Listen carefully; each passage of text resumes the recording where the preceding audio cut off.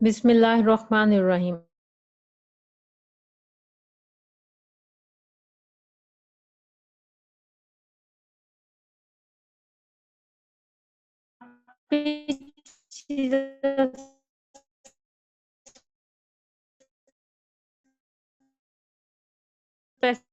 Specification for a scanner or other pixel between dots pixels on a जितने भी आपकी pixel bits divide कर रही होती है, किस चीज को डिस्क्राइब कर रही होती है कि दो डॉट्स के दरमियान में या दो पिक्सल्स के दरमियान में कितना फासला है, कितना डिस्टेंस है। इस इमेज से आप इस चीज को आसानी के साथ समझ सकते हैं। ये क्या, हमारे पास तस्वीर में डिफरेंट पिक्सल्स हैं। हमने क्या कहा है कि डॉट पिच क्या है, डिस्टेंस बिटवीन टू पिक्सल्स। आपके पास ये रेड पिक्सल्स है और दूसरी रेड पिक्सल्स है। हमने क्या करना है, इनके दरमियान के फासले को देखना है। तो इन दो पिक्सल्स के दरमियान में कितना फासला है, ये क्या चीज बता रही होती है, हमें डॉट पिच बता रही होती है। Distance between two pixels is called dot pitch. Dot pitch is measured as a fraction of millimetre. हम डॉट पिच को मिलीमीटर में मेजर करते हैं, यानी डॉट पिच का यूनिट क्या है, मिलीमीटर है।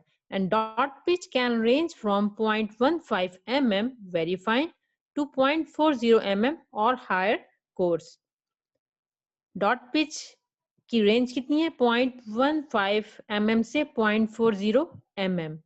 0.15 यानी वेरी फाइन। डॉट पिच यानी डिस्टेंस जितना कम होगा आपका इमेज उतना ज्यादा क्लियर होगा। 0.40 mm यानी ये क्या, हायर है, इधर क्वालिटी इतनी अच्छी नहीं होगी। As a general rule, the smaller the dot pitch, the finer and more detailed images will appear on the monitor. General rule क्या है कि आपका डॉट पिच जितना छोटा होगा, आपके इमेज की क्वालिटी उतनी ज्यादा अच्छी होगी मॉनिटर पे। इसी तरह डॉट पिच जितनी ज्यादा होगी, यानी उसका डिस्टेंस पिक्सल्स के दरमियान का फासला या डॉट्स के दरमियान का फासला जितना ज्यादा होगा, आपका इमेज उतना बुरा होगा, यानी उसकी क्वालिटी इतनी अच्छी नहीं होगी। तो डॉट पिच के लिए क्या असूल है कि आपके डॉट पिच का फासला कम से कम, यानी पिक्सल्स के दरमियान फासला कम से कम हो, यानी डॉट पिच जितना कम होगा आपकी इमेज क्वालिटी स्क्रीन पे उतनी ज्यादा अच्छी होगी। ये था कि आपके पास पिक्सल्स हैं, उनके दरमियान में हम डिस्टेंस को देख रहे हैं। पिक्सल्स के दरमियान में डिस्टेंस जितना कम है, क्वालिटी आपके इमेज की उतनी ज्यादा अच्छी होगी, और ये डिस्टेंस जितना ज्यादा होगा, इमेज की क्वालिटी उतनी अच्छी कम होगी।